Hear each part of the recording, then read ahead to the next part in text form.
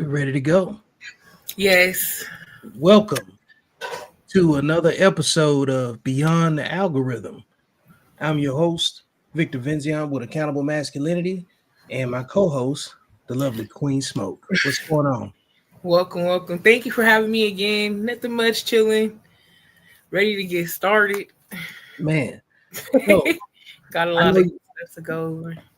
I know you got a lot of stuff to go over, but I like to warm it up with a couple of clips and seeing what we got. Right, What's missing and what's going on in the social media space, right. and what is going on out here. There's always some Today that shenanigans. my mother raised me, but I never had a relationship with her. And there's a difference between being raised and having an actual relationship because raised means I put clothes on your back, shoes on your feet. I make sure you get to school, you look presentable. I teach you what I know, but I don't necessarily foster a healthy relationship with you. I don't get to know you. You don't get to know me. We kind of just coexist in this world because I'm your mother and you are my child. And I was thinking about the fact that a person asked me recently, what is your relationship with your parents like? And I said, well, I'm not that close to my parents like I would want to be, but this is not because I didn't want to be close. This is because the only way that I can be close is if I tolerate disrespect or if I tolerate being used or if I tolerate being half loved. And because I'm in a season where I'm learning to love myself and learning what healthy boundaries are, I'm not even allowed to tolerate no type of trauma or disrespect from the people who I call my parents, right? But when you tell people you don't really have a close relationship with your parents, they often look at you like you're the problem, as if, as their child, it's your responsibility to keep that relationship intact, like relation. If at any point you say, "Hey, stop right there, let me say something," let me Okay. know. Okay, no problem. Yeah, because I know she's gonna say a whole lot, but it's gonna be important to what we're talking about overall today. Right. I'm saying all this to say a lot of us were not relationshiped, we were raised. A lot of us didn't learn to be seen or validated or understood. We learned to be raised and to not ask no questions and to just tolerate whatever happens, right? And people often wonder why I'm so close with my friends, right? Because my friends, they have shown me what genuine unconditional love is, right?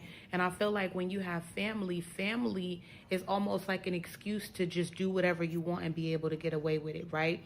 Your family kind of will just disrespect you, abuse you, treat you any kind of way under the premise of, well, that's your mom, that's your dad, that's your sister, that's your brother. They feel like they don't have to treat you right. They don't have to respect your boundaries. They don't have to see you. They don't have to support you. You are family. They don't have to do anything for you except be related to you. But here's the thing. Relatives don't mean relationship. Just because they're related to you doesn't mean they have a relationship to you. And this is why when you have people in your life that meet you as a stranger, but then soon become your friend, you begin to feel like that's your actual family. But I'm saying this to say, y'all gotta stop shaming people who don't have good relationships with their parents. It's not on the child. 9 times out of 10, if a parent and a child has a messed up relationship, it's something the parent did or didn't do. And we don't like to say that, right? But the child is only as much as its parent and the one that's bringing them up, right? And I know I'm going to get a lot of backlash from the moms and dads who feel like I did the best that I can, but sometimes the best that you could do was still not good enough. Sometimes the best that you could do was still trash. Sometimes the best that you could do still results in trauma. Sometimes the best that you could do still results in your children being wounded from you. Not because you meant to, but because your best was rooted in trauma, because your best was determined on your parents' best and your parents were abusive, right? And I had to tell one of my sisters this maybe a couple of months ago, that when she said my kids should be happy that he didn't get the same treatment that we got, because when we were coming up, we were getting beat, we were getting done dirty, we were getting this and getting that. And I had to remind her, I said, sis, don't raise your children based on the premise of our parents because we didn't necessarily have good parents, right?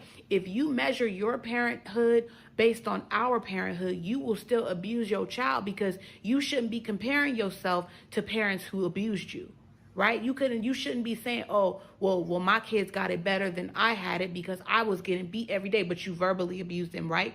If you're going to measure yourself up against any other parent, it should be the ones who you know are really 5-star parents, slow to anger, very patient, talk to their kids, have relationships with them, but do not measure your parenting to your parents' parenting, especially if your parents were abusive, because you will end up passing down abuse to your children based on the premise of saying, hey, at least you didn't get the upbringing that I got. But I'm saying all of this to say, just because you raised your kids didn't mean you established a relationship with them. I'm also saying that when you meet a person who doesn't necessarily have a close relationship with their parents, it's not because they didn't want to. It's not because they did something wrong. It's not because something is wrong with that person. 9 times out of 10, they've tried to foster healthy relationships with their parents, but for whatever reason, it failed. Maybe the parents are in a state of arrested development. Maybe the parents won't take accountability. Maybe the parents continue to abuse, manipulate, mistreat. Maybe there's no rekindling. Maybe it's just too far gone to forgiveness. For me, it's not that I don't have a relationship with my parents. I just fully understand that in order to have a relationship with them, it would have to be rooted in a trauma bond. It would have to be rooted in me laying down my personal boundaries and saying, hey, I'm going to keep on forcing this relationship. So now I have both of my parents in my life, but I don't necessarily have a relationship with them. It is as much as, hey, mom, how you doing? Hey, dad, how you doing? Good, good, good. Everybody good? Okay. I love you. Hope everything great. We'll talk soon. Happy birthday. I'm sending you some flowers, sending you a bouquet. I'm doing whatever. But as far as talking to you about my personal life and walking with me and being able to have parents to call on, parents at my events, or to support me through things, that does not exist for me. Not because I don't want it to, but because I have parents who have chosen their own path and to live their lives separately from their children, not to be involved with their children, not because their children didn't want to be involved with them, but because they never created the capacity to be involved with their children. Therefore, stop judging people whose parents are not around. You never know the circumstance or the situation. Ooh. That very much layered. Ooh. I told you it was a lot, you know. What do you think about that? Like, I know you were taking notes. You're like a master note taker. I've always been out. When I was in high school, I had this whole like program where they taught you how to take notes, like really good notes. That's who I am to the core. It just helped me keep track, you know. Yeah. So she started off saying that, you know, being raised is different from having a relationship. You know, being in a relationship with your parents. And you know, I really didn't see her pick too much on her dad. So I'm gonna assume, you know, I'm just gonna assume most of the no contact or the way that she wants to foster her relationship is mostly with her mother, because I heard mama a couple times, you know. The reason why I say that is because when it comes to black boys, raising black boys, black women single black mothers have an escape route of, but I'm not a man, and there's only so much I can do for my son, and his daddy's not here, and a woman can't raise a man, you know. So she can have some kind of sympathy or empathy from the community as far as, okay, yeah, she's not a man, the dad's not there, maybe he's in prison, maybe he's dead, maybe he just don't want to be a part, maybe she's playing them games like a lot of them do. However, when it comes to black girls and their mama, black mothers typically love to throw their daughters under the bus as well. She got an attitude, she fast, I don't know where she get it from, she disrespectful, yada yada, ABC, you know what I mean, 1, 2, 3. This relates back to that children should not be seen or heard. Do as I say, not as I do. That's still your family. When she said that black families don't respect your boundaries, that's absolute facts. Black families take offense to your boundaries. Black families feel like you being money acting. They feel like it's disrespect. You can't have boundaries in a lot of black families. They feel like young kids, even if you're a child, you know, there's a lot of young children, period, are going to model you. They're going to watch you. But so many children are so intelligent beyond their years. And sometimes it's just due to the fact that they had to grow up fast and that they're watching people doing too much. They're getting exposed too early. But when that child starts calling out their parents, I started calling out my parents around 8 or 9 years old. I knew what everything was. Hey, daddy, you drinking? You know, this is when you confront your parents with themselves. That's you, you know? Yeah. And then what do they say? They feel like a kid can't check them. Black people feel like, especially black elders, black people feel like children cannot check them. And most importantly, the favorite black line is I turned out okay, but I turned out okay. Despite everything that set you back, despite all your depression and the things that you wish was better, instead of being the parent that you needed and the parent that you wanted, y'all do the same things because it's different to unlearn and relearn. It's easy to just stick to what you know. But as a Black parent, you cannot grade your own paper. That's up to the children. So when your children are, and the thing about no contact, so many Black parents, they feel like they're the victims. Oh, I'm the victim. Just like she said, the community. We're not going to talk about nobody but our community. That's your mama, though. Time is not forever. They never check the parents. Go get your children back. Go say sorry. You know what I mean? It's never about the parents are all, especially Black mothers, going to always be protected. Because like I always said, like I said last week, mama is God in the Black community. She's above God. So who going to check her, boo? That's their main, you know what I mean? That's their. Hold up. I got the.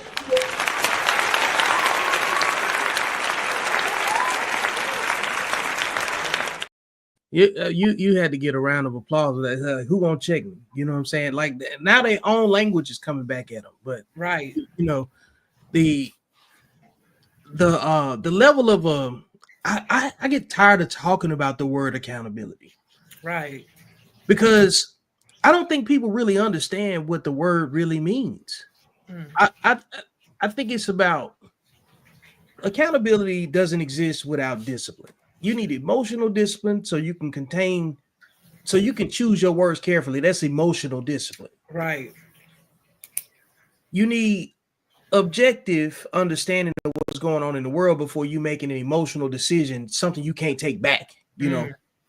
And with the lack of self-work that is so assigned to what a lot of parents, you know what I'm saying, put their kids through, because I understand mental health is fairly new in terms of time. You know what I'm saying? It only exists in our generation. We're just now looking back and saying, damn, our parents was crazy as hell. They was abused, they was this and they was that.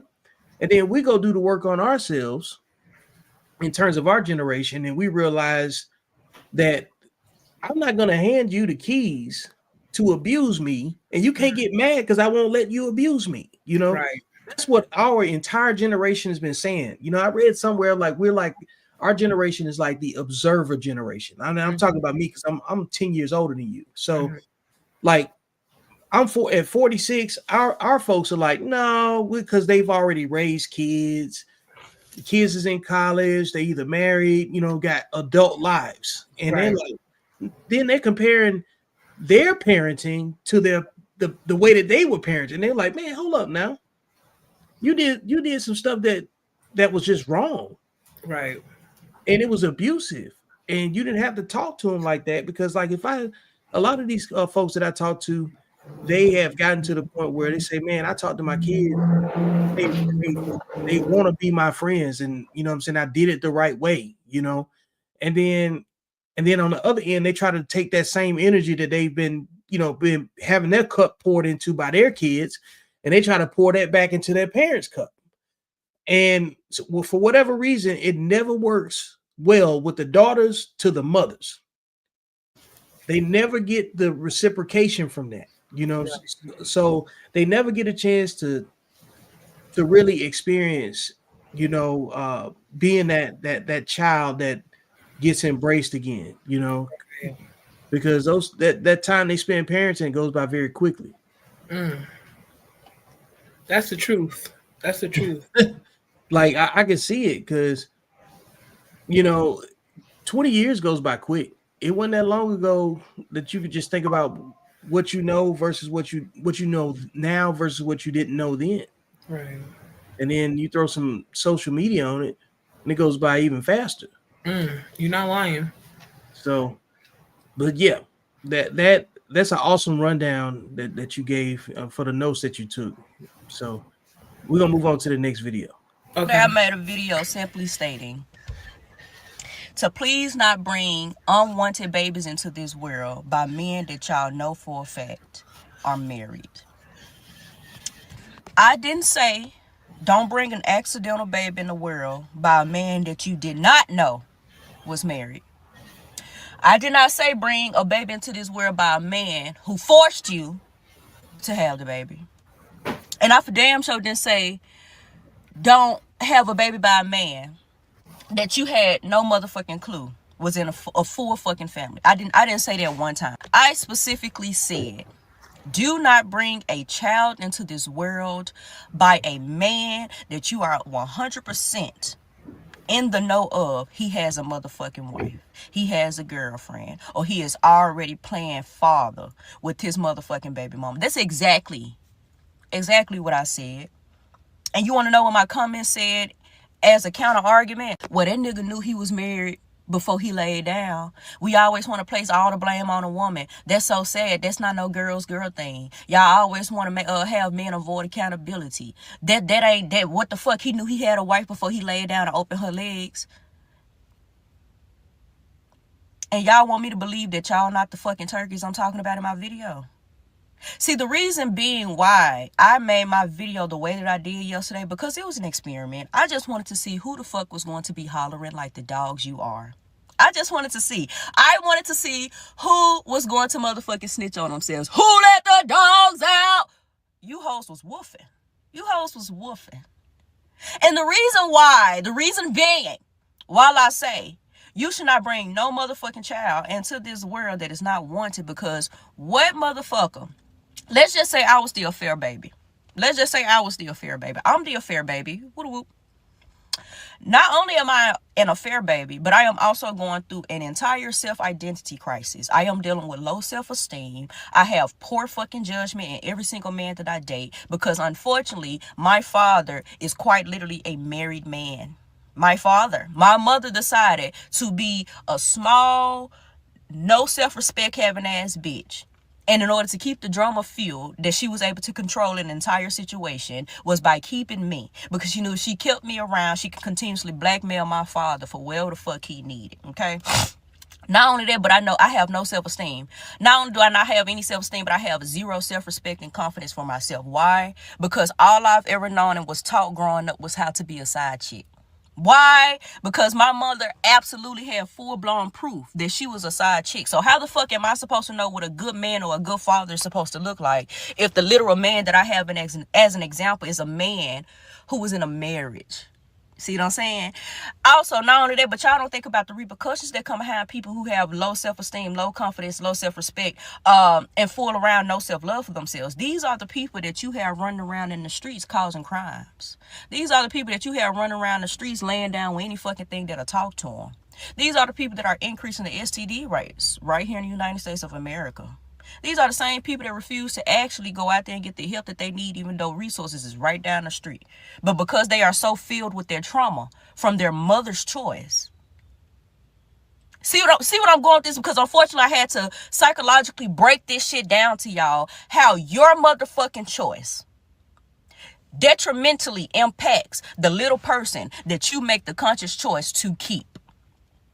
Miss Tam ain't motherfucking said, I not once did I say that the responsibility does not fall on a man. Not one time. Not one time did I say that. Not one time. But you know what responsibility do fall on at least one person in the entire situation? The choice to keep the child. The choice to keep the child.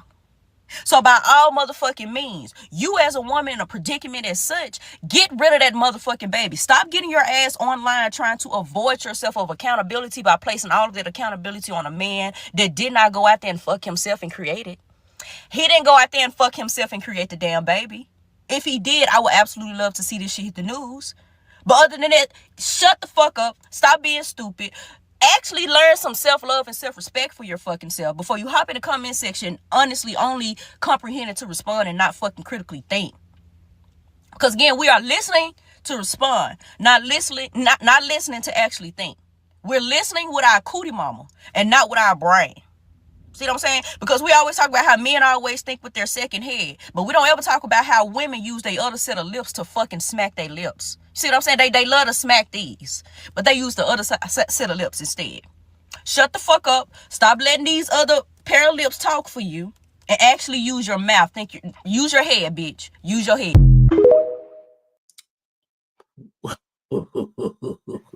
Goodness gracious. Hey, look, you've been following my content for a long time. Mm-hmm. She said a few things in there that I've been saying. Oh, yes, absolutely. I wrote a lot of this down. One of your main statements is you always say if women say that all men cheat, that means that all women are side chicks. You know what I mean? When you drop that load on them, that's another form of accountability. Like, oh man, it's the truth. You know what I mean? Now, she said married man's baby.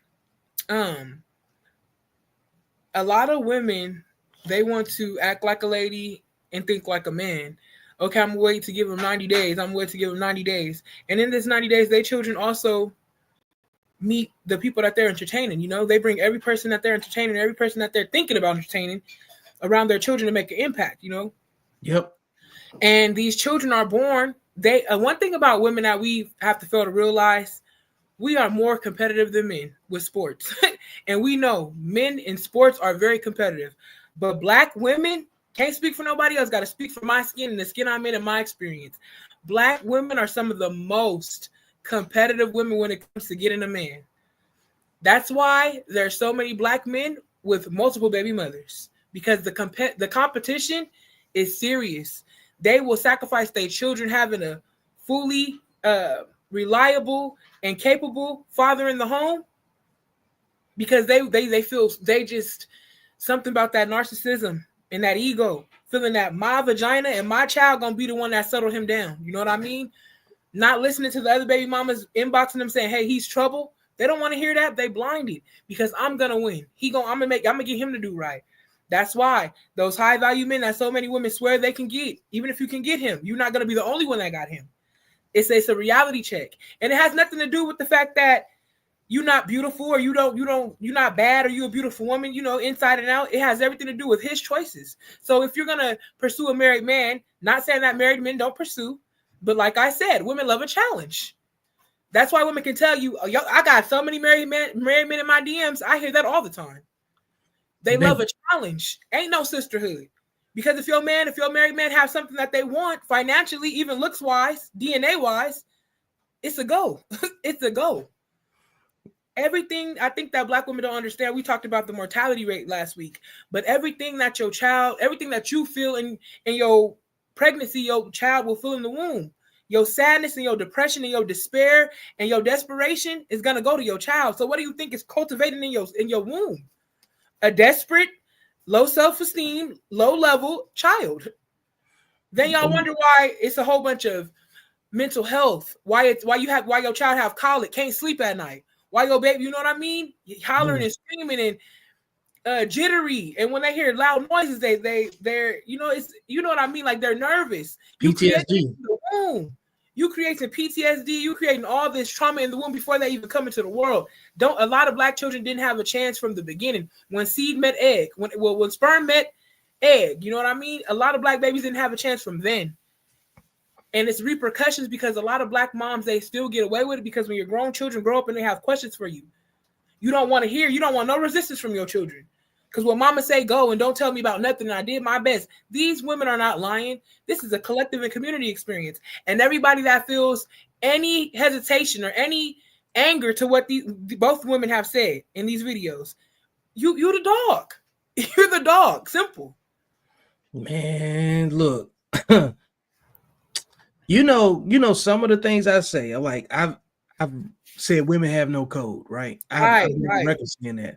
And some of the characteristics that are associated with the behavior of women that have no code is that women will compete with each other to get impregnated by the worst men. They will make a baby with the wrong man before they make a sandwich for the right one. Come on, facts. And then blame the sandwich. Come on, man. Come on. You gotta talk about it. It's the truth. It's the truth. I don't see. I mean, like, you know, the other video I had with Tiffany Haddish and that I brought up before, and you know, it seems like it's always relevant in this conversation, like, because we got to keep driving the point home that we've discussed this so much ad nauseum. And at this point, it's like, okay, you know what? Let's have a different way of looking at this. Right. If it's such a conversation and it still makes no sense, and then it still ends up in finger pointing, and you did this and you did that. Let's just nix all of it. Just say all of y'all got a mental illness. Right. Let's just call it that. Like, let's put all of y'all on that side. That's why I say you got sexually disciplined people and sexually undisciplined people. Mm-hmm. And then you got the people that are born from that, you know? And then you heard everything that she described that right. She had to overcome because of the way that she was conceived and the way that the lack of nurturing associated with her, you know, journey to adulthood. She telling you she ain't got no self-esteem. Right. And the irony of it, it takes confidence to say what you don't have. But because she hasn't had it, she's only been living in a transactional state. She can't think about that in a transformative conversation or a transformative context, you know, because your start point is your start point. I look at, you seen Terminator before? You know how like the way Kyle Reese and the T-1000 comes into being is just electricity. Everything gets torn up and then they land in this place naked and then they got to go find some clothes. Yes. That's the way we come into the world. Right. Like literally, you are born into whatever conditions that were already existing before you got here. Right. So that's your start point, right? And it's up to you. And it's up to you to recognize what's to your advantage and what's not, and make adjustments. The hard part of that is the shame and the guilt that your parents brought you into the world in. If you come from a situation like this, and them trying to cover it up and distract you, like, hey, look over here. Don't look at what I did. Look over here, you know. And then by the time you look at it, you've been used, played, manipulated, and then when you discover it, which so many people go through, and they look back and they say, damn, now I got to go no contact with you. And you're mad because I won't give you the keys to my emotional bus to crash me anymore. Very true. They be mad because they won't let you abuse them again. And then and this is why I drive this point so difficult, so committed in front of everybody. Because I'm telling men it ain't you. Now you got your own problems with your parents and your upbringing and stuff, but they affect you in the same way, but you behave differently than they do. You behave differently than your counterpart. You know what I'm saying? This hurts women in a different way than it hurts men, because eventually men are going to meet their maker.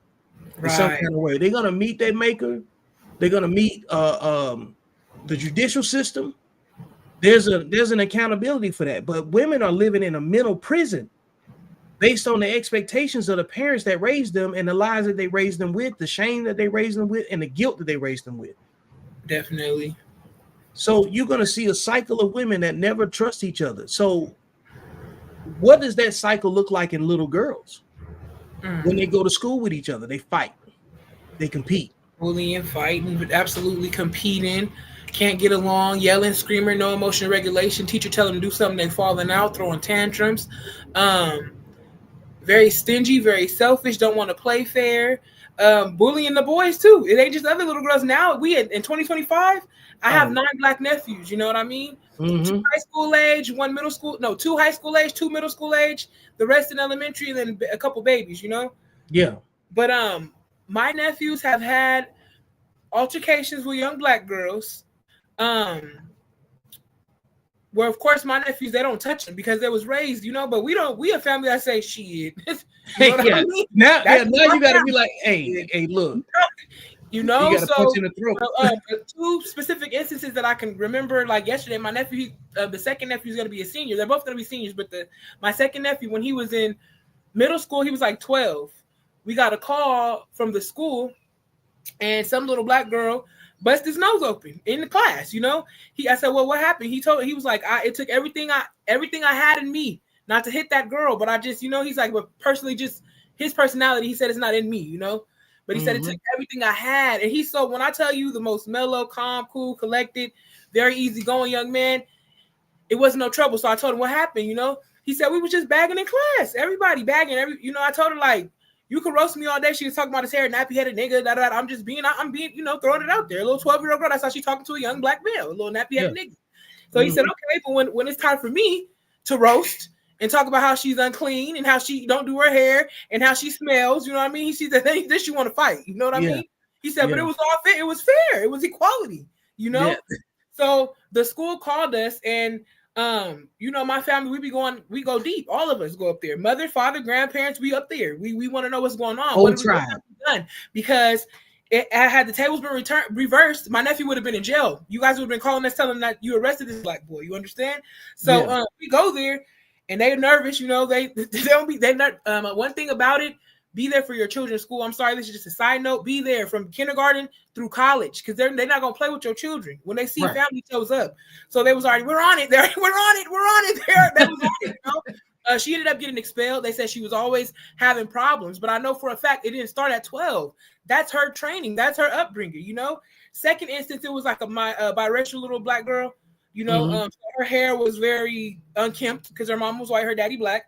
And my nephew said the same thing on a bus. I think he was around 13. This is like the next year. Same situation. He said they want to bag and hang with the big boys. Me and my friends joking with one another. You know, men, y'all do it all the time. It's just jokes. Okay. Yeah. You know what I mean? So we're bagging against each other. He said she just insulted me out of all the boys. He said, I didn't take it personal, but when I come for you, be ready to deal with it. He said something about her being biracial. Go get a black woman. I have black aunties and they can do your hair because you look a mess, you know?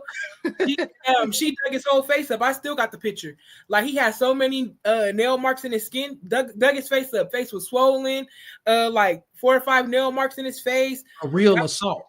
Real assault. So, you know, he get off the bus and it's a black bus driver. She, you know, letting the kids, she's putting up her stop sign so the children can cross the street. As soon as I see his face, what happened? We're going back to the bus. It's problems. We have problems, you know? Right. So we had to speak to her mother and all this stuff.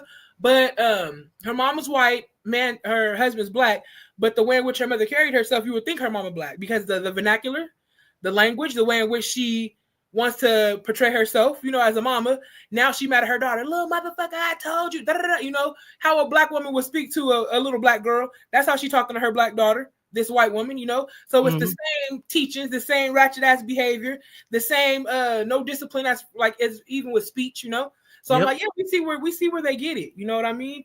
And it's just like there's families that's really raising black boys to be all they can be, you know what I mean? Be leaders and know how to hold their anger and know how to express themselves. But then you have a whole same age of young girls being raised to be real niggas, and it's not gonna work. And you wonder why our black boys don't want to date y'all. I'm being honest because I have the same conversation with my nephews. I would love a black woman. They're both 17 years old. I would love a black woman. It's always but. They don't act like y'all. They don't act like the women in my family. I would love a black girl, but I'm telling you, my nephew's telling me they smoking on campus, they drinking, they be coming with bottles in they Stanleys. You know, he is in high school. You know what I mean? Couple of them kids, black kids, addicted to fentanyl in his high school. Got vapes on campus. Like he said the teachers, they be acting like they're afraid of these kids. And I don't think it's a good reason to be. Retaliation, because if I whoop your ass and I'm a grown woman, I'm going to jail. You know what I mean? Right. Man. So it's really bad. And it falls on the shoulders of these women, like it or not. Your body, your choice, your responsibility, whether the daddy is here or not. Yep. Man, good prayers up to them. Prayers. Yeah. He said, I'm genuinely asking, how did you come up with this concept? It's nothing to come up with. Whether this is about Krishan Rock, Tia Kemp, the lady Giovanni J, whoever it's about, through my own observation, I have noticed black women are black women's biggest ops. It's really that simple. It's really that simple. That it doesn't take rocket science. No matter who is the example that I use, even in my own personal life, black women have always hated on me personally the most. In the workplace, and walking down the street, it's always black women. And this is just a simple observation. This does not take rocket science. It's not that complicated to comprehend. It's just exactly what I said. I thought it was pretty simple, but if I had to explain it, I guess not. But that's it. That's all. And again, like how black women, y'all love femininity, just not inside of a black woman. That's why Our biggest creators in the black community are gay black men. Ramonte, bougie brown skin, all of them. Because y'all like the drama, y'all like the theatrics, only in feminine men. Feminine black men. People that y'all don't feel threatened by. But yeah, that's how I came up with it, through simple observation. Now, I have said multiple times. You always. And I'm witness to that. I've been saying it for years. Mm-hmm. That the number one threat to black women is another black woman. Absolutely. Because black women are operating in proximity with each other because the kids are around each other. Just like you described going to the bus. When you go to the bus stop, is it a bunch of the daddies there, or is it mostly the women? It's mamas waiting at. So, because and the reason being, because I always talk about, accountable masculinity rule number 2, right? And that's, men shouldn't argue with women, arguing with women is beneath men, and arguing with men should be beneath women. Come on now. I agree. Okay. So and here's the rule in case anybody else needed to see it. Women have their own issues, and so do men. We can learn to mitigate our issues by observing the conflict management skills of women. And the background of me saying that is that if you watch women argue with each other and communicate with each other, you will quickly understand that women have major problems with women by themselves. They don't need men to be part of that. So if she's combative with you, she's probably combative with everybody, because if she doesn't see you as a person that that's worth respecting, to the point that then she doesn't see you as a threat. She sees you as being harmless. You need to treat, and I'm saying that to men, you need to treat women that are combative with you as they don't see you as, they see you as being harmless, and they see you as a physical equal. And the only reason that they feel this comfortable is because they know that they can call the police. Facts. They know that they can lie and get a result. 1,000% facts. So, and this behavior that she's talking about amongst black women is also present between the mother and daughter relationship.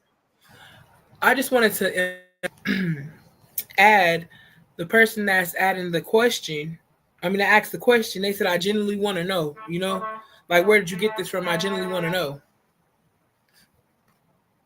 But stay right there. They're saying, I genuinely want to know, where'd you get this from? Like, asking her that question.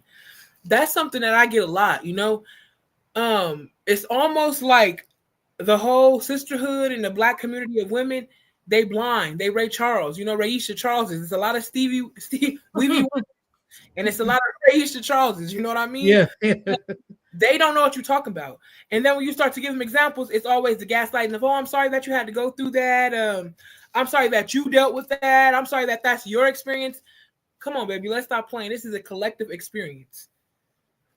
But once again, if you were bullied by your mom and you can't tell the truth and you're not able to fully speak how you feel, this behavior represents so many black women. So to say I'm a part of that, it's like nobody wants to look in the mirror. You know what I mean? Yep. Real sisterhood is the holding one another accountable to make sure our community is cleaned up, because there's trash all in our streets and we in hell. It's hot out here, and it's all because of our doing. Yeah. Feeling like we want to be equal, feeling like we need femininity, feeling that a white woman's feminism is our blueprint. You know what I mean? That's what really messed us up. Because while they saying leave Tyrone, leave Jerome, they're going to make Brad and Billy food at home. They can't leave, but they advocate so much for you. You know what I mean? Yeah. A lot of it definitely starts. People are saying it starts with accountability for sure. Shout out to Andrea and Leigh Marie. They say they're not blind, they're just but just ignorant. Yeah, absolutely. Facts. So I want to start here. This is what I brought up earlier, right? It starts with accountability, but you think about the women that are unable to teach their children what accountability is because they have no discipline. If you are undisciplined, you have no accountability. You don't. But think about it, right? How can an undisciplined person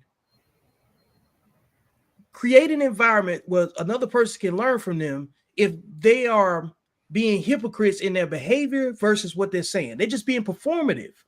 Come on now. So do as I say, not as I do. You know what I'm saying? The main thing. You have to have you have to be in a position that allows your words to actually have some weight. Right. And the best position that you can be in is leading by example, practicing what you preach. And for a lot of Black mothers, that reality don't hit until they're facing their teenage daughter.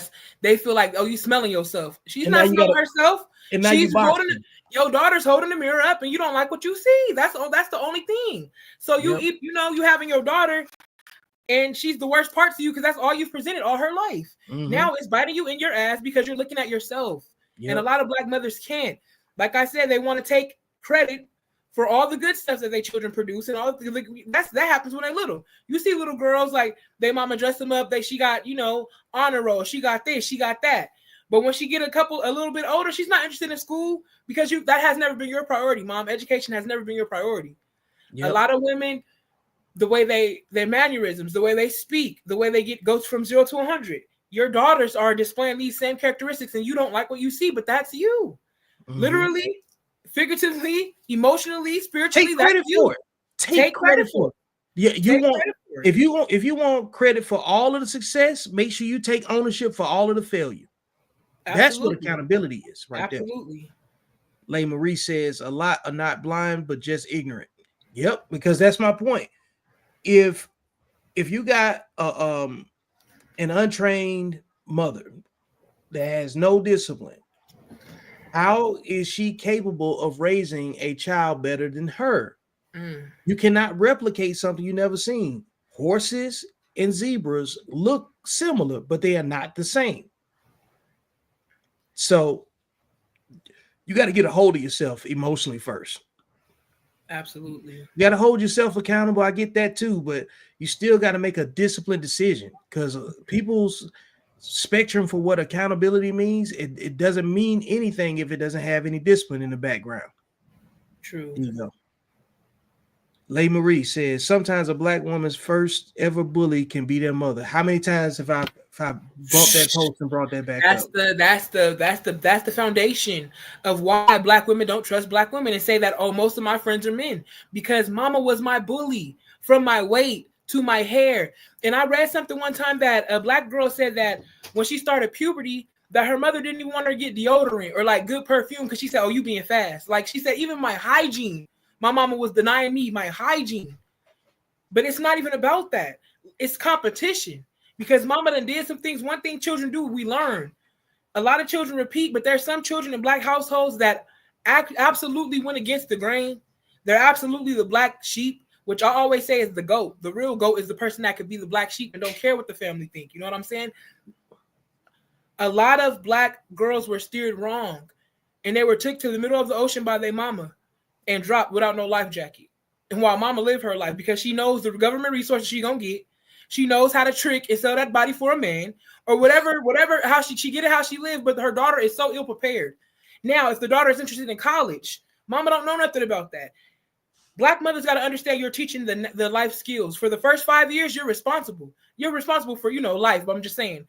The foundations and the fundamentals that your children learn about what's important, about how to carry themselves and about how to show up in the world and about how to get along with others. Your goal as a Black mama is to raise a productive citizen that can get along with society and the members in it. You know what I mean? Yep. But you guys are raising terrorists because you guys are terrorists, and they've seen you guys terrorize their fathers. They see you guys terrorize their female family members, and they see you guys terrorize other Black women. You have a friend, you teach your daughters friendships because you'll be sitting there with your friend. And as soon as they leave, you're talking about that woman that just left your house. Your daughters learn how to gossip from you. They learn how to bully from you. They learn how to terrorize men from you. It's the truth. You can't blame a father that's not there. You can't blame somebody that hasn't participated in raising a child. Come on now. You cannot blame who's not there. I've been saying you can't. Because if men don't get, like, think about this, right? You can only be responsible for what you did. Right. You can't be responsible for your absence sometimes. Willful ignorance is not an excuse. It doesn't cover you in its entirety. It is a reason to not take ownership of your responsibility in the situation. Right. And in this age that we are right now, we have to push back against everything. We have to, because men have taken too much blame without women being part of the conversation, in my opinion. Definitely. I agree.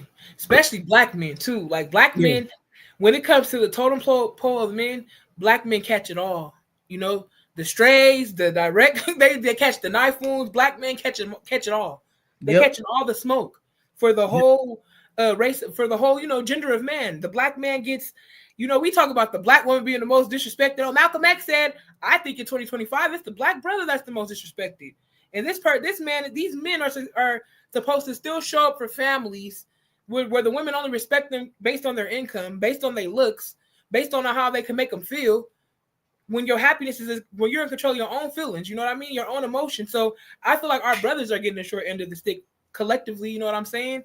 When you talk about a sisterhood, when I think about a sisterhood in my mind, I'm thinking about black women, elders, middle-aged women, young adults, teaching the younger girls how to carry themselves, how to act, how to behave, about love, life, responsibility in the household. That's personally for me.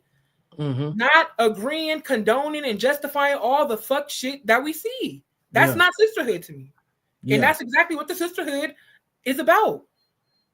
You know, the most to tell us how to dress. Let me just tell you before you say your next point. No, you go ahead. You keep cooking. Was cooked. The sisterhood was cooked when they told Felicia Rashad to mind her business. That's when I knew. You bitches don't respect nothing. You bitches, you are from hoes. You have to be in the lineage of hoes for you not to. This is a graceful, classy woman that has had 3 husbands. I didn't say 3 baby daddies. I didn't say 3 niggas in her life. I said 3 husbands. So no matter what happened, no matter who she continued relationship with, she made sure them brothers put a ring on that finger. Someone that has, like, I feel like has been like a role model for me growing up. Seeing her, I saw myself, the way she spoke life into her children, into her man. Like, I wanted to be Claire Huxtable. I wanted to be just like her. All the movies and the roles she played, just being so friendly, so kind. And then Debbie Allen, I also loved her from the Dance Institute. You know what I mean? Just always for them to be sisters. You see pairs of sisters. You see Jada Waiter and her sister. You see these sisters like influencers. They were my influence growing up. Very dainty, very feminine. The things that they wore, always leaving something to the imagination, but drop dead gorgeous. You know what I mean? And didn't have to go nowhere. Didn't have to be nothing but themselves to get the attention that all these women say they want. You know what I mean? You can get it all day, but they can't keep it. I feel like these women kept attention. They're 60 and 70 years old. They're in their 70s, I believe. Yeah. And they have kept our attention through 5 and 6 decades. Yep. From the modesty, from the grace, from the class, Never seen them. We ain't never seen them.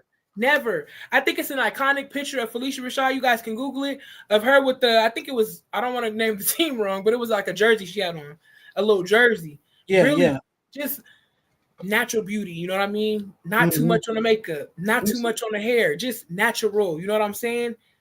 Drop dead gorgeous. And I've always felt like womanhood is holding something to the imagination. You know what I mean? Womanhood is being classy. Womanhood is making somebody work for you, and not in the way like you're a working girl, but work for your conversation and work for your time and work for your attention. Like you said, not just handing it to whoever asked for it, because you're starving for it. You know what I mean? From both mother and father.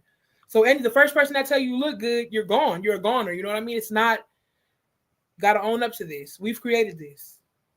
Man, come on. The lack of accountability across the board it's about, the conversation is about what you just described is what I say, the removal of mystique. Right. Women used to have a mystique.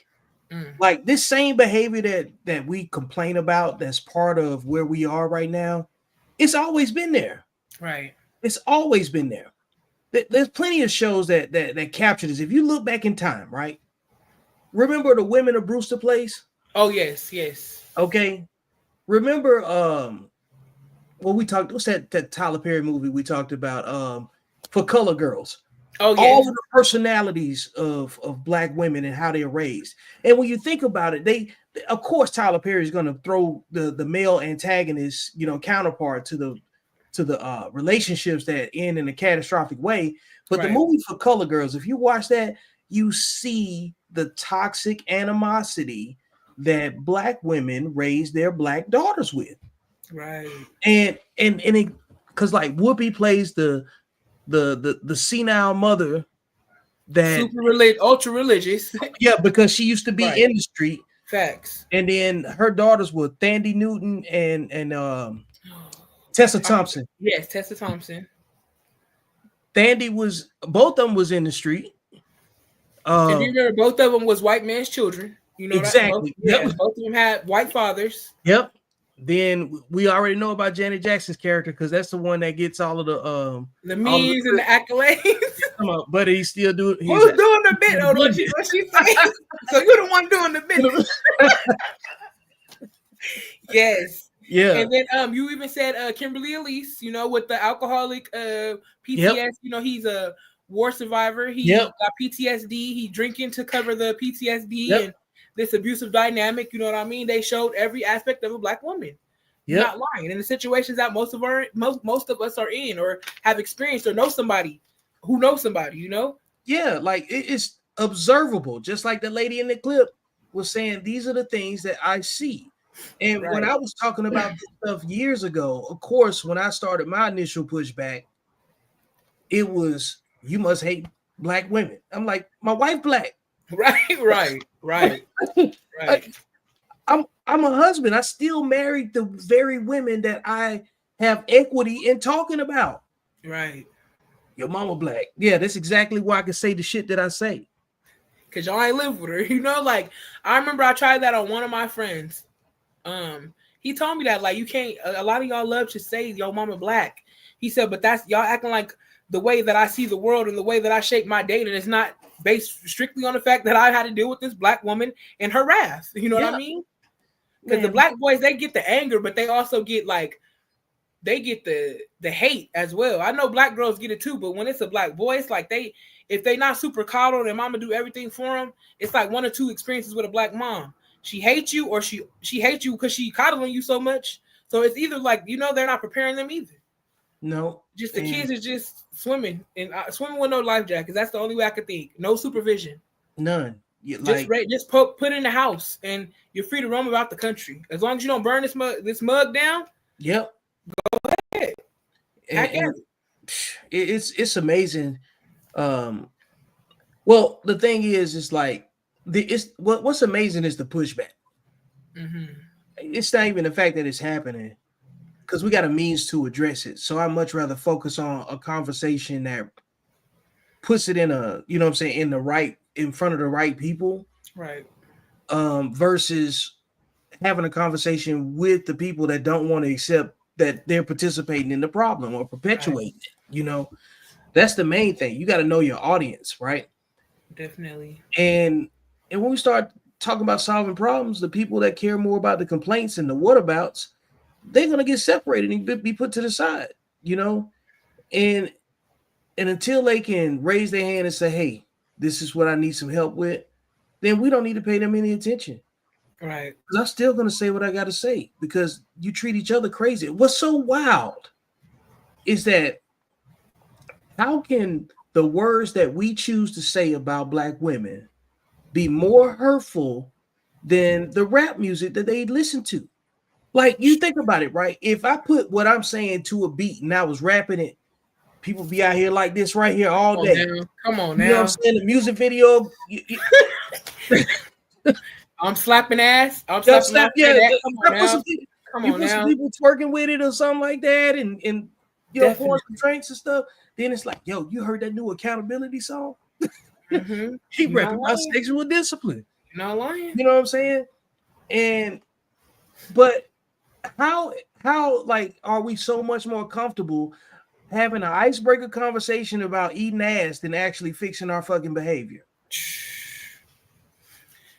It's like, it's so sad when the people, like when the disciplined people have to look at the mess that was made because so many were undisciplined. The mess that was made, that's like the disciplined black folk, you know? I just want to say it's like a slap to everybody. Malcolm X, Martin Luther King, Rosa Parks, y'all slapping everybody in the face for providing you an avenue to try to get out. Y'all actually turned around and went right back in. And it don't have nothing to do with white people. It's everything to do with us. And the fact that you didn't want to listen to your grandmothers and your grandparents, because they the ones that the last, I feel like, generation of really trying to save them the reason why they couldn't be saved because they were so focused on church, the Bible thumping area, you know what I mean? Like the boomers and stuff. But one thing I can say about the people in my personal family, they have tried. They try to keep you in church, try to keep you close to God. Of course, sometimes the real talks didn't go, but as far as like their intent, they did try. It's a lot of children that just wanted to do what they wanted to do. And I've seen that personally. You did have good figures, good parents, but somewhere in your mind, you knew more than the people that was trying to steer you from the fire, even though they got burnt and you seen their scars. You knew more than them. So some children gonna have to go to that fire and see, but there's so much more parents that don't care if they get burned. Parents got second, third, and fourth degree burns on their body, but you see your kids heading there, you don't care. What do black people say? They're gonna learn.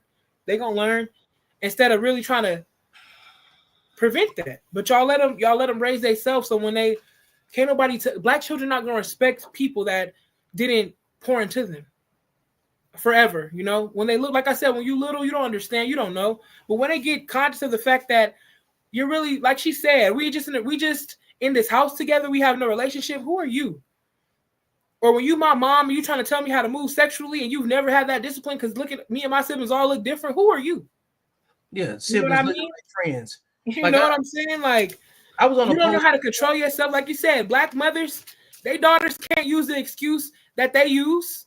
Nope. Your daughter, you can say to your man, I'm sorry, babe. I was, I'm on my cycle and I know I'm emotional. Your daughter gonna get slapped in the face. She used that excuse. Mom, I'm sorry. She can't. Cycle can't even come out her mouth before it's hand across face. So stop. You know what I mean? Yep, man. Because it ain't good enough. If it ain't good enough, if it's not a good enough excuse for your children to use, why do you think that you can use it? Like, think about it. Like, it's a very honest take on that. You know what I'm saying? Why do you think you can use the same excuse that you would not allow your children to use? Right. It's not valid. You can't use it at work. Fact. And I ain't saying that you should just be grading by that. What I'm saying is that if you cared about solving the problem, you would have less complaints and you would have more honest intent about what you're doing. Right. Because you're raising people that are not going to care about them. They're going to knock them off. You know what I'm saying? Somebody going to fire your kids up. You know, everybody ain't got the patience because they don't have to love your kids. Nobody going to love them, but nobody going to love them like you. So teach them the right way to get along because you don't want them to mess around and find out when they're outside your home. And that could be going to prison or losing their life. Because my mom always said, when you encounter somebody, you could be the reason that they give up by what you say and how you interact with them, or you could be the reason that they hold on by what you say or how you interact with them. I have taken that with me my whole life. I heard that like first grade, and I just always say that I want to be the person that somebody said I held on because of you. You know what I mean? Not I let go and I gave up because you just rude, bitch, and I let go. Like, no. I've always wanted to make that impact. Like, if you have never experienced friendship from a true black woman, at least once in your life when you've encountered me for a day, for an hour, for a moment, that you understand, you know? My mom has always said compliment black women. They don't hear it enough from each other. I've learned this for years, you know? And when I do, it's like they look me up and down. They don't know if I'm being funny. Like, so many black women are bullies. They don't know if I'm being funny when I say, dang, sis, I like your shirt. Because you know how many people in their family say, why you dressed like that? That's weird. Why you? So when I'm genuinely complimenting you, they don't know how to receive it. Man. You know, they don't know how to receive friendship. They don't know how to receive kindness. What did that girl say in the first video? The first time I've ever experienced true love was amongst my friends. Man. Because I think it's sarcasm. when you really show them love, because mama never showed them love, and that's the first important influence and attachment and connection for a black girl is her mom. And if it's broken, if it's strained, if it's non-existent, if it's severed, it's going to be that much harder to establish true connections, not only with a black man, but with black women. And I see the comments all the time. I wish I could have friends like that. I wish I could do friends like that. You have to be a genuine person to attract genuine people. That's just what life is about. You can fool anybody in the world, but if you believe in God, Buddha, the universe, you can't fool the universe. You can't fool God. You know what I mean? It's gonna your energy that you're sending out is gonna signal dishonest people. If you're a dishonest person, they're gonna signal catty ass friends and disrespectful women. If that's what you are, and that's what you show up as in the world, you can only fool social media. You can't fool the world. You can't fool real life. That's why all y'all have so much stories of this negative experience in life, because a lot of y'all are negative and was raised by negative women. Was your DNA is negative. It's a historical trauma of negativity and disrespect, and you know what I mean? They have been bred for the last 40 years to hate the black man, even though they keep creating babies with them. That's down, and you're making kids with people that you don't like, don't love, and you don't respect, but you keep creating kids. Like, make it make sense. And then they're like, we hate the patriarchy, but you pregnant. Come on now, pregnant. You love the patriarchy. Yeah. You don't have the discipline to deal with the patriarchy. Let's be real. You hate men and pregnant. That's crazy. See, they expect more from them children than they do themselves. Absolutely. Mm-hmm. Man, come on. Mothers do it and create resentment in the child's heart for her lack of accountability. Absolutely. Yeah. Man, hands down. You know, that's the seed. You know, and this piece right here, the reason I clicked between both of them, shout out to Leigh Marie for her engagement. The seed is planted right here. Right. And then it comes out over here. Facts. You see how those play off of each other, you know? And then when they don't get the validation from here, then this is where the resentment shows back up. Absolutely. It's a reciprocal. And that's why, you know, I know in the coming weeks we'll get into that more, but that's why a lot of black fathers, this is the truth. A lot of children are going on no contact with their mother. So imagine how your fathers felt. Way younger, dealing with your mama. You know what I mean? Like, imagine your daddy had to go no contact to save himself. Not like that. They come back to try to get y'all, but mama gonna block it. Mama gonna block it. Mama gonna block him. I know mothers that keep moving. I know mothers that block the man. I know mothers that take the check and lie to I know mothers that I know so many women. You know what I mean? So many sisters. The story is always a similar theme. You gotta break down the details, but the theme is similar. Yep. You know what I mean? There's always got some intersections in it. And the thing is once you start nailing these things down, they never really change. You just go back and update them. Right. Like I you see all the time I'll bump an old post that I had from 2019 or 2021. Right. It hadn't changed. Like, this behavior is still prevalent and it's still present. And I understand where it comes from. In the macro, this is a result of white feminism. Yeah, in the macro. And feminism is another ism that's built into racism, white supremacy, and all of those other conversations. Okay, we got to still deal with our individual choices and behavior. And why are we making these choices? Why are we making these connections? How much responsibility do we take in what we're doing, right? Okay.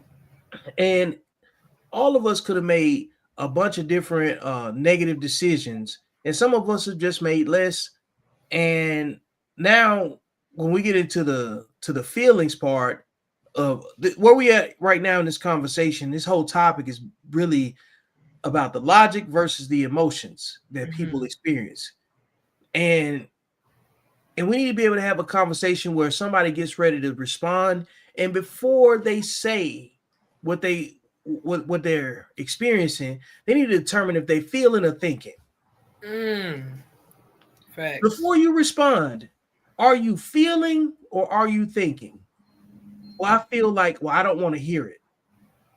What do you think? Big difference. And it should make you just sit down for a second. You may not even need an immediate response. thinking about something, you need to go sit down and synthesize why you choose the way things that you choose without blaming. See, when you're complaining, you're not leading, you're not solving problems. This is why I tell men, you cannot blame women for being women. Right. And the same thing is true for women. Y'all can't blame men for being men. So you picked it. And you picked up. Definitely. You can't. You just gotta hope and pray that and use some kind of discernment and trust the person's outcomes. Don't trust what they say. Look at their outcomes. That's what men look at when they look at women. When we see women with kids, we see the same thing a job sees in a man with a criminal record. You got 3 kids, like 3 felonies to us. You know what I'm saying? The same way a job would look at us and say, hey, the pay scale might go all the way up to here, but because you got this on your record, we're going to bring you in at this amount. Right. And your probationary period going to be longer. And we're going to put you underneath some people that really want to fire you anyway. And right. Yeah. We're going to put you in a situation where you could be easily sabotaged. And then we get the most out of you with the least amount of commitment. And that's the same thing. And nobody wants to hear about these things. Nobody wants to be objectified, but you spend a lot of your life being objectified. Putting yourself in positions with people that's only going to objectify you.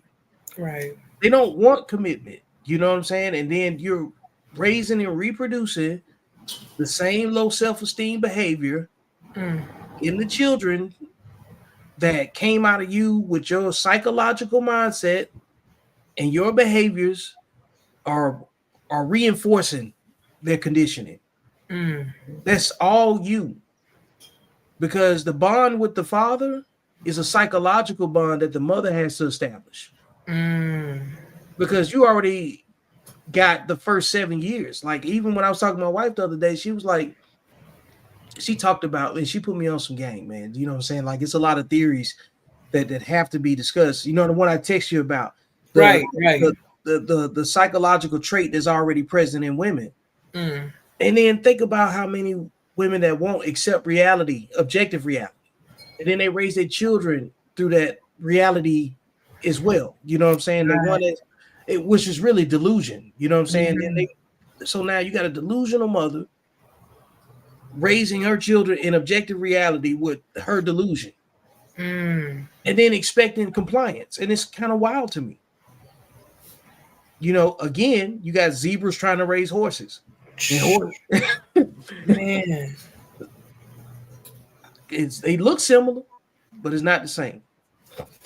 And the thing, you know, that's when that no contact comes in, because your children go out into the world and fall flat on their ass, and they come home and the mama like, but mama, and that's when the gaslighting start with her own children.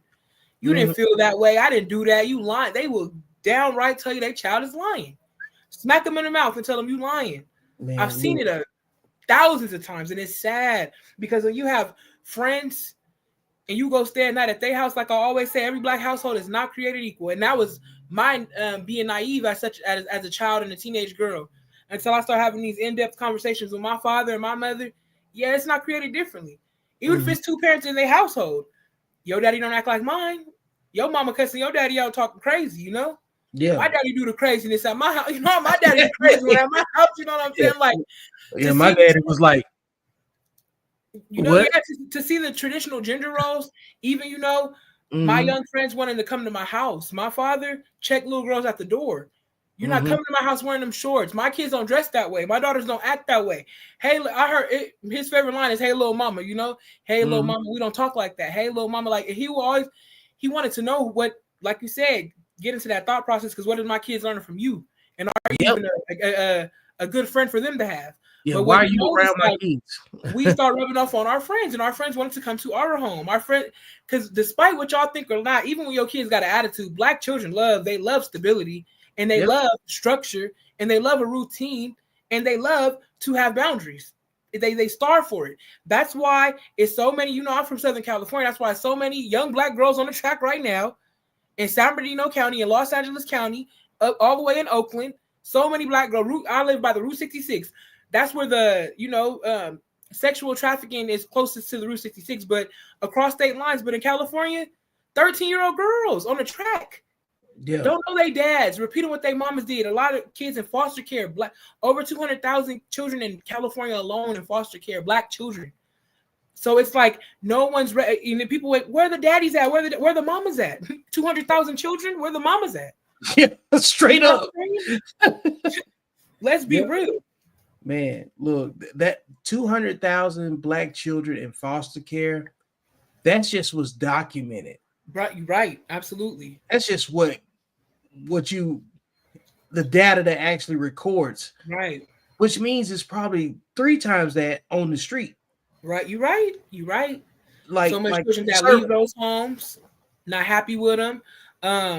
Guardianship where family have them and only keep the children for the check. They leave. I work in foster care. I work in social services. These are real stories. You know what I mean? Like children feeling like my family. I don't want to live with my grandma because she only taking care of me for a check. I don't want to be there. They leave. They go. A lot of black women give their daughter cell phones so easily, but they don't have love from a daddy, and they type into a grown man. They think it's 16, 17. Your daughters is getting preyed upon because you rather block the relationship with their daddy than let him teach them something. Because why you laying down with a man if he can't teach him something? Why is that even a father if he can't teach him something?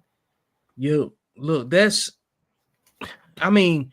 and that just shows you where the lack of quality male leadership is absent. You know, That just shows you the absence because in the absence of man, you get a lot more emotional decision being made, and nothing shows you. Nothing quantifies emotional decision making than children, unloved children being brought into the world. So, hey, y'all make sure y'all hit the like button over on YouTube and Facebook, wherever you're watching, and we appreciate you guys tuning in. The show is going really well, and we appreciate the engagement. Shout out to Andrea and Leia Marie and anybody else that's tuning in. My boy Jason, he chimed in. He's from I think he's out in Germany right now. So big deal. You know what I'm saying? So now I know you got some questions for me. Yes. So my little intro is like when they say sisterhood, it says sisterhood, but the moment that a black woman doesn't parrot the washed up misandrous rhetoric, or the narrative, then she's a pick-me, she's a traitor, she's trying to get male validation. Is it real sisterhood, or is it just like a trauma bonded group think? That's what I'm starting to believe, So my first question for you is why is it why do you feel when a black woman tells the truth for holding other women accountable, it's always hate. It's never out of love, and it's always name calling and gossiping and trying to ruin that person. I've got women in my inbox like, I'm gonna get you fired from your job. Like, bitch, you in Minnesota. Like, what are you trying to get me fired from my job? Please do. Please. I hate working here. You know what I'm saying? But why do you think black women get labeled a pick me just for holding our sisters accountable? What's crazy is, what my opinion is as a man, what a pick me is? Women that chase the wrong men that don't like them. So it's really just projection. They're really calling. Most times when women use that kind of language, they usually never got picked. They're usually not wives. Wow. They're usually raised by unmarried women. Because why else would you? I don't understand going at someone that you don't know like that. And and the reason I can understand that is because, of course, women don't have no problem with digitally harassing nobody, you know what I'm saying, when they don't like something. Right. But it's the stranger when men you don't know will hit you up. And I've been hit up by men I don't know, you know what I'm saying, threatening me before. And I'm like, man, get your ass out of here with your mama's last name. You know what I'm saying? On, right. Sit down the P-ass fraud. You know what I'm saying? That's how you have to talk to him. You know? Right. Because like, The only reason they do that is because they fit everything that you're describing. Right. And the only reason they feel that comfortable responding that way is because they're usually raised in a family with no men.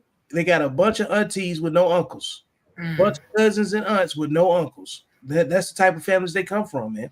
So the pick me part of it is the fact that they've let so many negative interactions with other women talk them out of their situation, and they chose poorly because they wanted to fit in. Because I think women feel the need to try to be accepted by other women. They would rather be accepted by toxic women than to be picked by men. And good men too. Yep. That kind of leads into my next question. Why do you think it's so like a lot of stories that women have shared with me, through social media, through real life, through connection, is that like they ain't gonna admit it on my platform. I'll be like, come on, call me. Like, go on my back, call me. I need y'all to really, the more we speak and open up about the truth, the more people will feel comfortable to share their story. When you tell me and you say you can share it, but I need you to share it, I'm only telling you, it's better when the storytelling comes from the source, Yep. I'm just a secondary source, but I hear all the time that so many mamas and grandmamas have stopped. They regret, allowing their mothers and their grandmothers and their aunties to, a good man has gotten away from them. Yep. I've heard my first baby dad, he was doing everything right, and my mom and them hated him. He never did nothing wrong. And then think about it is that the people that they get after that just be worse and worse and worse, because nowhere in this lifetime, no matter what you believe, even if you just believe in karma, whatever, are you going to keep making good people pay? Eventually you're going to feel that, Yep. And they never had a good example. So they pretty much, a lot of them living vicariously through their children. They don't want to see them happy. But why do you think so many Black elders, the ones that are supposed to be teaching, why do you think they brainwash and propagate outside of we already know white supremacy? We know that's a given. Outside of that, why do you think they brainwash them, give them that propaganda that, and really have them thinking that this man gonna hurt me? You don't even know him. Didn't even give him a chance.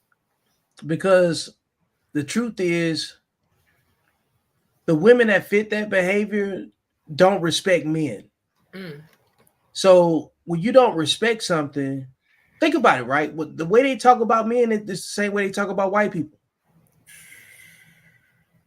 So their best guidance is to tell you to avoid, right, or to extract. But then they'll tell you to go get your own money, and you got to go work with white people to get your own money to avoid a Black man, to not need him. Right. So really, the older generation of women are just really misandrist. No different than the old white racists. They're the same way towards the men. And then they say, oh, they was abusive. They're still trying to impart information on you that's based on their hurt that they never dealt with. They still mad at their mamas. They still jealous of their aunts. They still jealous of their own children. Nothing else makes sense, because when I see Black men talk to younger Black men, they don't warn them against from a hateful place. They just tell them, say, hey, these are some things that you're going to see on your path. Right. If you're moving the right way, don't let these particular distractions derail you from off your purpose. Make sure you got a purpose. And then the other, which goes to the other point, then when you talk about women are reluctant to tell younger women to make a man your purpose. You see how foreign that even sounds when I say it? Right. But like, a man's purpose is generally intangible. You got to have an intangible thing, but a man is actually tangible. And the women that those particular the older women that are particularly parting off this information, they don't respect men enough. They don't see us as anything else outside of utility. You know what I'm saying? They only see us as useful for doing the things that they don't want to do without ever respecting. They want a license to abuse the capability of a man without ever really fully appreciating, him, and everything that goes with appreciation, Like, that's why, like, you see those guys that are raised by women, right? And it's a family full of women. That dude becomes the family handyman. He cut everybody grass. He fixed everybody handyman jobs in the house. And all of the women in the family become dependent on him. The minute that he brings a lady around, they hating on her off top. Right. Like I've said countless times, families that are full of women with no men in them are red flags. Stay away, because the women in that family have not been around men enough to understand how to respect one. In most cases, if you throw dogs and wolves, if you put a dog in a kennel with some wolves, then they're not going to understand and respect him as a dog. Right. Or the dog is going to have to assimilate to the wolf, you know? And even though they're similar, they're not the same. Horses and zebras, same thing. This is why I say a lot of us are clones. So I believe that type of guidance from older women comes from, you know, being side chicks. Most of these older women ain't been nothing but somebody's side chick. They ain't qualified to give no advice on no relationship at all. And you, like you said, that side chick culture and side chick behavior. My dad, he always got this story about his dad's side of the family. You know, I think my great grandma had like 9 or 10 kids, but my dad always says, you know, it was rumor, you know, that some of them kids wasn't for her husband, you know, but that's a lot of the stories. Cause like we said, a lot of the brothers got drafted. We know the sexual behavior. While you had hardworking brothers in the military, y'all was sleeping with them niggas on smack. Let's be real. You know what I mean? Without the apps. You know, without the apps. So come on now. Y'all was moving real spicy back then. So that really means, like, we only know a small percentage of what those women actually did and how little they actually valued the men that they actually had. Right. And their behavior shows you that they really believe that they can get another one. Men come a dime a dozen, girl. But it shows you that they think we're all the same. Right. And we're not, because men don't think all women are the same. Right. You show similar traits, of course, but like we know women are capable of making the same choices to be whatever they want, because we look at the sexual value of a woman a lot too. You know what I'm saying? Right. On a very primitive level, right? But the reality is that this is why I say if women love saying, and this is why it's so dangerous to define something at a generalization, okay? The defined generalization that most men get categorized by women is that all men cheat. Right. But if all men cheat, that means every last one of you women that say that are also side chicks. Because who are the men cheating with?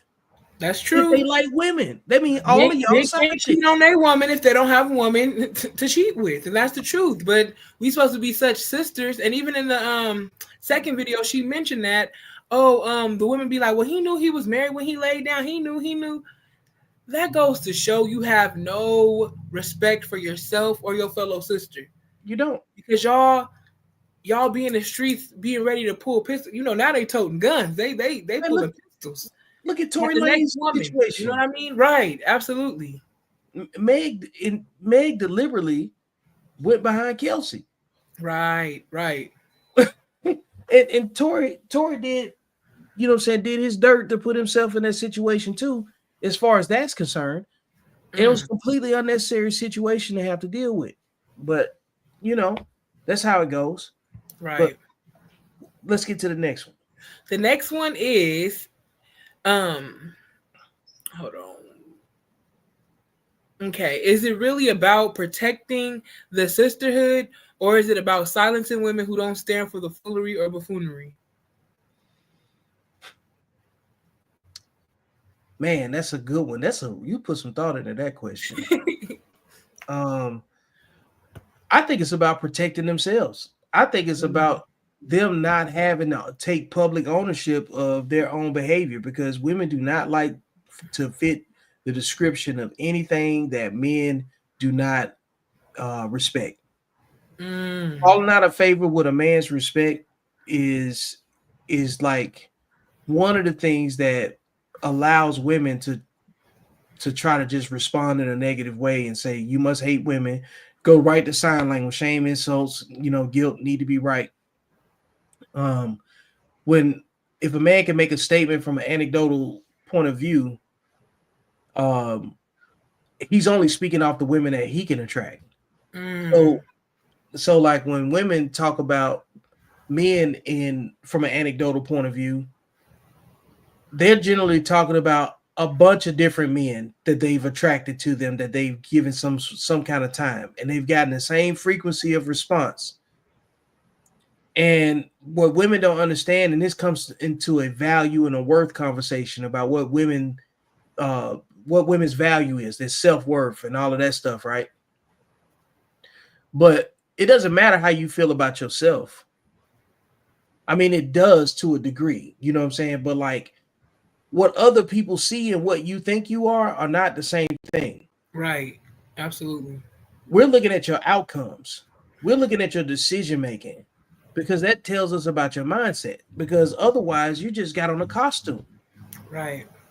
So that same costume mindset, it's attributed to everything. That's why the sisterhood is a farce. That's why it's propaganda.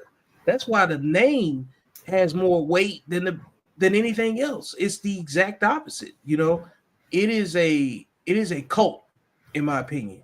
And because if you'll do anything to protect the cult, you'll do anything to protect the cult. It's the gang. You know what I'm saying? They might as well be outside and look. This is an emotional RICO, because when you look at the way women treat each other, with no men involved, only at a transactional level, you look at the way they treat their kids, because if they were doing better without the men involved, then we had to sit back and say, man, you know what? The sisterhood got it together. Right. Facts. But think about the low metrics that we're grading by on a macro conversation. Men are grading them at the micro, at the same level. I see your kids. I see that I could go to jail if you got a promiscuous daughter. Because it changes. I could die if you got a YN for a son. You know what I mean? Like, I don't know. I can't fool with you. Come on, man. Like think about in a biblical sense. You know what I'm saying? And to bring some levity to it. Picture Joseph being the stepdad. You know what I'm saying, to Jesus. And Joseph come back from a long day of being in the field with the sheep, and the 12 disciples sitting on his front porch. Right. Talking about, hey, who this dude out here with these sheep? Oh, that's Joseph. You know what I'm saying? Right. He can't call him dad. He can't call him nothing else. And Jesus over there doing magic and everything else. You know what I'm saying? Like, and then it's a Judas in there. Right. And all of the stories associated with it. All of these things are happening real time on a regular basis, because it's not you just getting in it's not a man just getting in a relationship with you. It's getting into a relationship with all of the habits associated and connected to you. It's the family that you come from. It's the mindset. It's the you say, let's go to a family event, and then we get there and you got all of this chaos that you was raised by all in one spot, judging you and showing the man the type of women that culture your family. And so if you don't even realize that you ain't never been protected, you've been bragging about the women in your family. You've been bragging about how y'all get together, but in our mind, we like, y'all just get together on a superficial level. I can tell they don't like you. Right. But I can't tell you that. I got to wait for you to see it. And then now you got to go through this whole, you know what I'm saying, image reclamation project, because who you've been patterning yourself off of or growing yourself off of, I'm like, you got women in your family that are whores. Right. Definitely. And you don't even know it. Because so yeah, they're gonna protect the sisterhood, but the reason that they do it is because individually they know they messed up a long time ago, and they don't want to take ownership of that. So ultimately, they'd rather be in the cult than to take ownership I'm talking about. You know what I'm saying? That's why when men say they don't have no accountability, it comes from that. Do you think, and why do you think that Black women know how to we don't know how to lovingly disagree without publicly humiliating each other?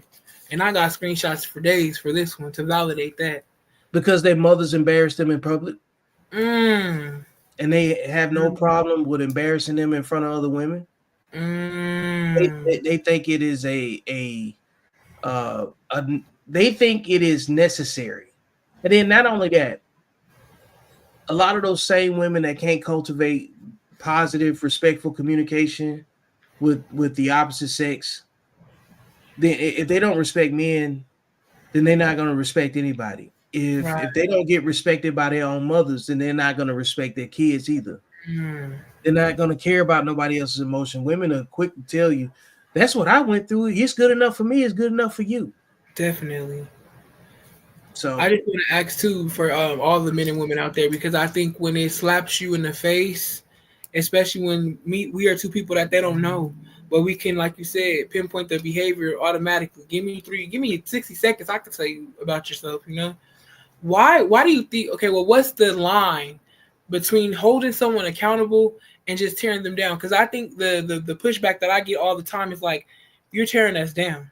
Like, we know it's the truth, but the way in which you say it, I'm like, it's not my responsibility. As long as I'm respectful, and I rarely use bitch and hoe, but sometimes, you know, but I'm very respectful in my content. I'm very aware of what I put out. I'm very, I try to have, you know, some kind of, but I feel like for me personally, if you can't respect the kids, I don't respect you as a mother. So that's my standpoint. But I still don't give it to you the way that I could personally, you know.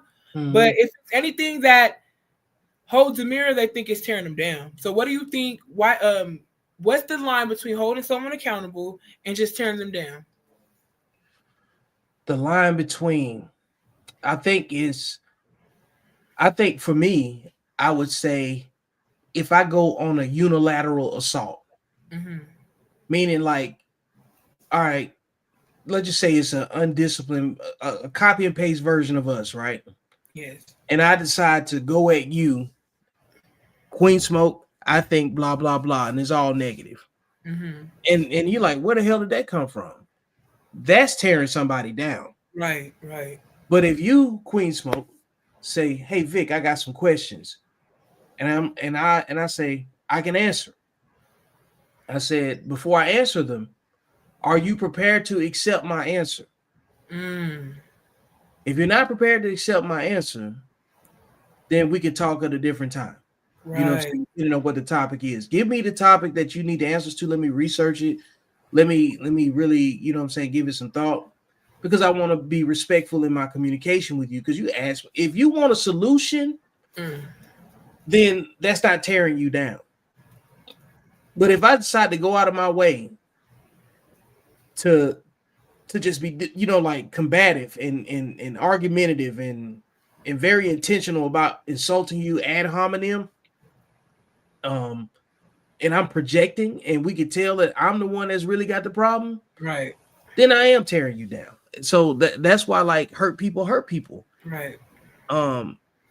But so often, the reason I know that the person can ask a disingenuous question, and I might be feeling funky in that mood, I'm gonna give you the answer that I know you can't stand, but it's still the truth. Right. And I need to do that to reveal you to yourself. You're the one that's hurt. Because like when you start getting these disingenuous questions, well, what about this? Disingenuous. Right. Well, I feel like disingenuous.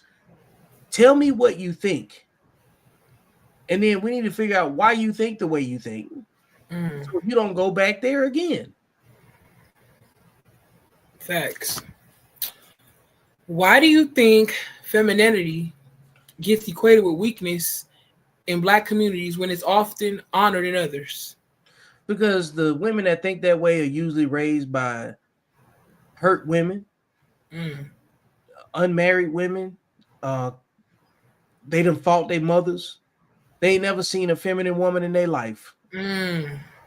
So they see it as weak. And everything that that makes them feminine is really just discipline. You can't be feminine unless you're disciplined. And I was gonna say, we working backwards in our community because so many, especially young, impressionable young ladies, they feel like femininity has everything to do with their looks. You know, that's why this soft girl era that was a couple of months ago, like the last 2 years, I want my soft girl era. Just because you wear pink, bitch, you're not soft. You know what I mean? Like, because you got curls in your hair. Yeah, you ain't no Dorothy Dandridge. You know what I'm saying? Like, they take. I've seen it. Even getting a body done, even if they go to the gym and discipline that way, the mind don't get transformed with us. You know, with most of us. Yeah, I think just because you buy a Shein cart full of summer dresses and get some heels, put a little makeup on and curl your hair, that's not femininity. You know what I mean? I think we got to learn that. That's why I was talking before at the beginning of the show. I said when women have lost their mystique, the mystique part was the feminine. Right. The feminine presenting the behavior, even if it was a classy way to be catty. You know what I'm saying? Most women, absolutely. There's a shortage. The black woman of class, class used to be a universal thing from top to bottom. Yes. And we don't see classy women as desirable women. Like women don't, they, in my opinion, from what I see, what women gravitate towards, the women they gravitate towards in mass are just the women with entertainment value. Now, those women trigger emotions, connections for whatever reason, right? But it's not cool. It's not popular, you know what I'm saying, in the feminine discussion. Matter of fact, I'll use a feminine a woman that I think is feminine. Tim's. She got shamed by women publicly the same way Felicia Rashad got shamed for. She's still a virgin. She covers her body. People still saying, "Show us your butt." Right. And she's like, "I'm done with music because all y'all want to do is see my butt." Right. Nobody wants to talk about India Ari. Nobody wants to. There's been plenty of feminine examples of women, but they just don't get the same level of popularity, you know? So I think the shortage is tied to a lot of insecurity. A lot of women don't believe that they can get the attention that they want if they're covered. So they would rather put on the costume of, the city girl costume because it makes them, number one, fit in to the cult and puts them into the space of exception, you know what I'm saying, by other women because they believe in being accepted by women that aren't really friends with them more than they believe that that they can be properly validated by a man. I just wanted to insert something because, women always say that I got this on for me. I got my body done for me. This ain't for no man. So they wear what they want, half naked. It's always for them. Until they homegirls come around and they dress for them too and your man there, Yeah. Now if bitches had no respect because there's no code amongst you. You know what I mean? Code. No. But it just is very ironic to me how even in their own friendships, their own family relationships, the same things that you guys spewing, you don't live by. You don't. You know what I mean? I have another question. Why do you think admitting you want a partner or help feels like weakness for so many black women? Because their mama didn't have one. Their mama ran their dads off, talked crazy about them, discouraged them all together. I'm telling you, it is literally the same energy that our previous generation of parents put into us about white people. I'm not saying we need to go out and just try to hug a white person today. Right. I'm not saying all that. But what I'm saying is that the psychological imprint that we have from those conversations never leaves us. It's like, think about it, right? Remember when your parents probably raised you? Well, there's a large demographic of people that believed if you went outside without a jacket, you was going to automatically catch a cold. Right. And then before you know it, you're repeating that. And the reality is no, that's not true. germs are the reason why you catch a cold, Right. not the temperature outside. Right. So it's kind of the same situation, you know. I think that having a partner, or the idea of it, is because a lot of those mothers that put that psychological imprint on their kids, it comes from the reality that they know that they're not going to be able to attract another man in their life. And a lot of those women that do that know that they're not going to have any type of support system. Right. And they make their children obligated to them. It's a manipulation tactic. It's done out of fear, scarcity.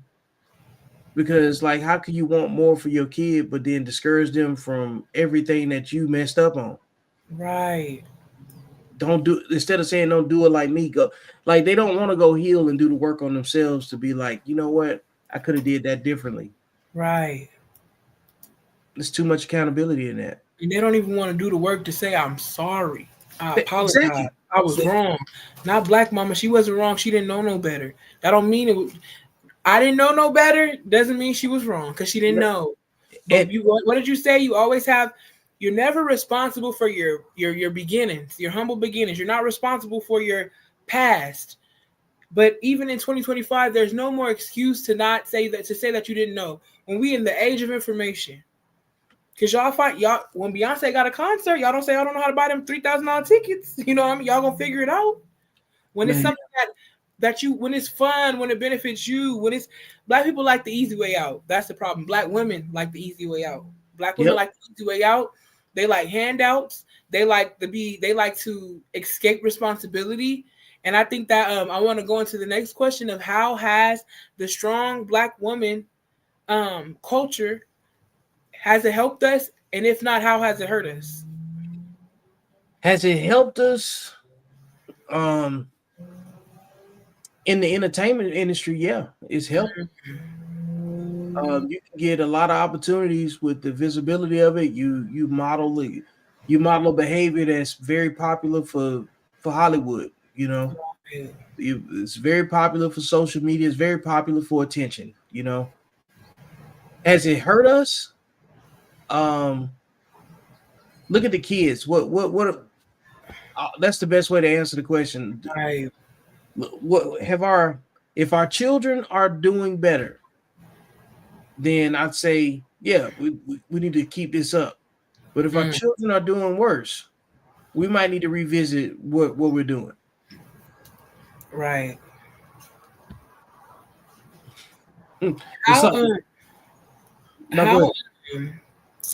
How do we encourage accountability and healing without turning it into a gender war? I think we need to take the same advice that we would give kids. Right. I think we need to start. We need to start there first. That's like my go-to for that. Most things that require adults to fix themselves require. I always say this, man. Black women don't get offended. Well, if you want to hear black women be offended, bring up something that deals with their emotions and something that deals with their sexual discipline. So let me give you a scenario. You pull up to the school, you drop your kids off, and you tell them 3 things that they need to be aware of. And if they're unsure, call me before you make a decision, right? You leave the school, the principal calls you later on that day. It says your kids did X, Y, and Z. The 3 things you told them not to do. And then you get with your kids and you say, hey, why did y'all do this? And then your kid look you dead in the eye and says, well, you didn't say nothing to the white kids. Right. That's what black women do when black men share their opinions or in an even exchange. They say, you didn't say nothing about Becky. You didn't say nothing about the Latino lady, the Asian lady, Now I'm talking about you. I don't deal with them. They'll talk about, well, your mama black. You know what I'm saying? Your mama look like this. I'm talking about you. Right. Because we can't do that. Now think about if a man responded that way. You didn't say nothing about Billy. You didn't say nothing about Jung. You didn't say nothing about Harpreet. You know what I'm saying? We can't do that. You know what I'm saying? Because we get held accountable for the choices that we made, and it usually comes with some sort of legal or financial obligation for restitution. You know, so I think we got to give. I think we have to practice the advice that we would give children. We have to reparent ourselves, actually. I think that's fair to say. I remember I used to always watch The Color Purple with my great grandfather, you know? Mm-hmm. I remember he was having a conversation with my cousins one time, like telling them, because, you know, they was moms already, and they was like already having boyfriends with infants, and they was young, 14, 15. And I just remember a conversation of him saying, like, you can't have children with everybody because that's the highest honor you can do. Nobody, he said, the worst thing you want to be to a man is his good time gal, you know? And he was like, because they don't get no respect. So I'm just like, for days I'm sitting on like, I want to know what that is, you know? So I finally asked him, he was laughing, like, I've been waiting for you. Been waiting for you to ask, because I knew he was going to ask, you know? And I was like, yeah, so what's a good time gal? He was like, you know, we always watch Color Purple. I'm like, yeah. He was like, a good time gal is Suge Avery, you know? And then I remember, you know, that's one of my favorite movies, but I remember as like, I was probably 10, I watched it back because I want to see like what makes her that, right? And I just remember she came, I know he kind of spoke of her before she actually came in the ring, you know? But look how they had her, just threw her in the back of that buggy, right? Legs up, drunk, raining on her. I'm like, you know, I'm just thinking of this as a little girl. Yeah. She said, you know, as a little kid, I'm like, I don't know what sickness she had, but you know, I'm thinking she drunk. Herpes. But then they also talk about her STDs and her kids having different baby fathers, and then we talk about the 1930s. You know what I mean? Your own pastor of a daddy, and I, you know, as a grown woman, I have respect because you're not gonna mess up my family and the things that I've taught you living the way you want to live. He cut her off, you know. Yep. And I feel like that a lot of Black people don't do that. They don't never want to take the bad apples because there's so many bad apples. But what is the experiment that we see with the fruit? If you have a spoiled fruit with healthy fruit, what's gonna happen? You know what I mean? Don't poison the whole batch. Being embarrassed, and even when they was at the table, you had her your way and I had her mine. You know what I mean? Men laughing, like that's how the brothers they slapping five over it, you know. But she shunned from the community until she got married and started living like she knew how, like she had some sense. You know what I mean? Yep. And it just makes me kind of sad today because in 2025, there's so many Suge Averys. You know, I know you see my post the other day. There's so many dashikis, and I was about what when I watched that movie. That's one of my favorite movies too, as a kid. But I did not want to be dashiki. She had a full white kid, and of course it's satire, so it's gonna be real. She has a full white kid, full Chinese kid, sprinkling, you know, chocolate and light. But I'm saying, like, I did not want to be a dashiki as a little girl. Like, I knew the movie funny, I'm laughing, hee ha ha ha. But that was just so disgraceful and distasteful for me as a little girl. And in 2025, there's dashikis everywhere. You know what I mean? In the Black community. Mm-hmm. For somebody to be a Felicia Rashad in 2025, they're going to spit on you. You know what I mean? They want you to prostitute yourself. They want you to mutilate yourself. You know what I mean? Because they want you to be reduced just like them. Right. You know what I mean? It's sickening. It's sickening. It's disgusting that we have failed so far from grace. So when women, you know, because I know that they collectively always ask me, why are you so hard on the women? Why is the women the women? Because like you said, I care. I know what a community looks like with beautiful, strong, graceful, feminine women. I know what a community looks like. I know how well behaved and well mannered. I know what those type of households produce when it's a mother, a real mother, an accountable mother, a traditional mother. I know y'all hate tradition, but we're going to take it back. Because history repeats itself. You know what I mean? A traditional mother that stands 10 toes down and teaches her children, first and foremost, we're not going to disrespect daddy in this house because he's our provider. You know what I mean? A lot of Black girls need a reality check because their mom it's a fork in the road when you become 13 or 14. And a lot of mothers are telling them to come down my road, even though they know what it's going to look like. This is a barbed wire road. This is a roach-infested road. This is a dangerous road. electric Bob Briar Fitz type shit. You know what I mean? But I want you to follow me instead of saying, you know what, go down that way, because I already know what this way is nothing good for you down this path. But still, they parent out of narcissism too, because my mom always said the goal is for your children to be better than you. That's what the goal for every black mama should be. You know what I'm saying? Mm-hmm. But sadly, the goal is you're not going to outdo me. The same way they do their friends, the same way they be competing with their men. Yep. So it's like the black mom is responsible for this family being dysfunctional. Yep. And having no emotional regulation, and can't nobody tell her shit about her kids, not even the man who helped her make it. That's the problem. Look, that is a great stopping point right there, because we can come back and nail that, because what I want to do is capture this show in under 2 hours. Okay.